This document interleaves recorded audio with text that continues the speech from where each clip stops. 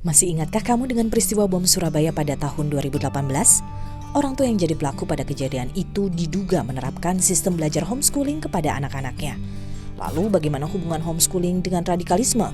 Beberapa penelitian sebelumnya menunjukkan adanya kerentanan terhadap radikalisme dalam dunia pendidikan, khususnya homeschooling.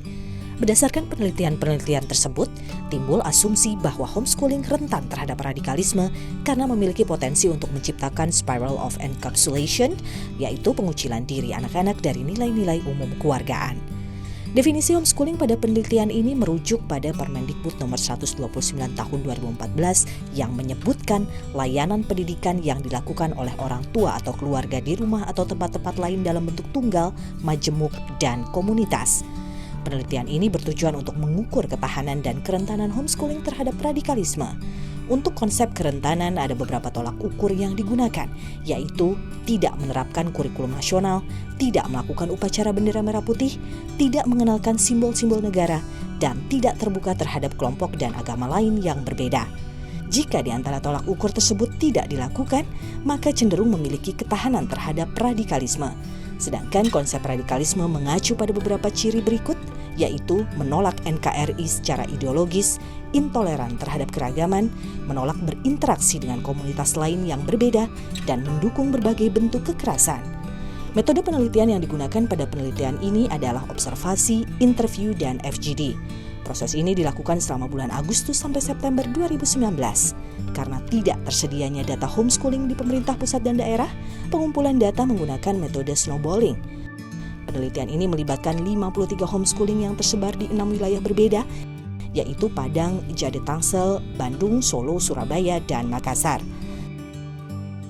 Dari 53 homeschooling itu, ada 129 informan yang terdiri dari praktisi homeschooling dan dinas pendidikan setempat. Berdasarkan observasi dan wawancara, homeschooling di 6 wilayah penelitian dibagi menjadi beberapa kategori, yaitu berbasis non-agama yang berjumlah 22 homeschooling dan berbasis agama yang berjumlah 31 homeschooling. Dari homeschooling berbasis agama terdapat 2 kategori, yaitu agama Kristen yang berjumlah 4 homeschooling dan agama Islam yang berjumlah 27 homeschooling. Homeschooling berbasis agama Islam juga punya 2 kategori, Islam Salafi inklusif yang berjumlah 17 homeschooling dan Islam Salafi eksklusif yang berjumlah 10 homeschooling. Apa yang membedakan antara homeschooling berbasis non-agama dan berbasis agama? Perbedaannya ada pada fokus pendidikan. Kalau berbasis non-agama, fokusnya kepada minat, bakat, dan kebutuhan anak. Sedangkan yang berbasis agama, menempatkan agama jadi bagian paling utama dalam pendidikan. Sebelum menjelaskan perbedaan homeschooling Islam Salafi inklusif dan Islam Salafi eksklusif, penting untuk mengetahui definisi Salafi.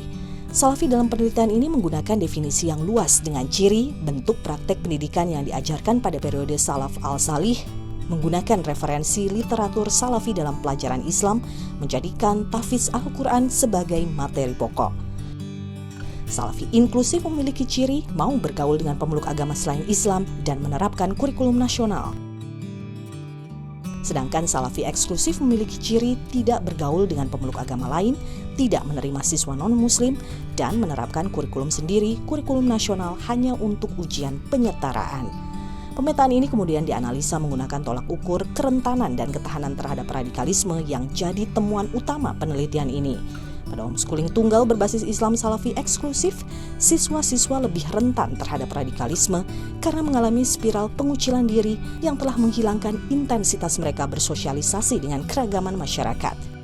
Siswa-siswa yang berada di homeschooling berbasis non-agama dan Islam Salafi inklusif, baik majemuk maupun komunitas, memiliki ketahanan diri dari radikalisme karena tingginya intensitas sosialisasi mereka dengan keragaman masyarakat. Penelitian ini menemukan persoalan terkait regulasi yang memberi peluang munculnya radikalisme di kalangan siswa-siswa homeschooling, yaitu tidak ada petunjuk pelaksanaan serta petunjuk teknis Permendikbud nomor 129 tahun 2014 dan tidak ada divisi khusus untuk mengawasi dan mengevaluasi homeschooling. Beberapa rekomendasi bisa dipertimbangkan untuk mengatasi potensi kerentanan siswa-siswa homeschooling dari radikalisme. 1. Membuat petunjuk teknis dan petunjuk pelaksanaan Permendikbud nomor 129 tahun 2014. 2. Membuat database yang komprehensif sebagai pijakan penguatan dan pengembangan homeschooling berbasis kebangsaan. Tiga, harus ada divisi khusus pada Dinas Pendidikan yang bertugas menjamin mutu penyelenggaraan homeschooling, termasuk pengelolaan kurikulum, tenaga pendidik, sarana prasarana, dan lingkungan. 4. Mewajibkan siswa homeschooling bersosialisasi dengan keragaman kelompok masyarakat untuk mengurangi kerentanan terhadap radikalisme. Penelitian ini menegaskan hasil-hasil penelitian sebelumnya tentang kerentanan lingkungan pendidikan terhadap radikalisme yang harus segera direspon para pengambil kebijakan.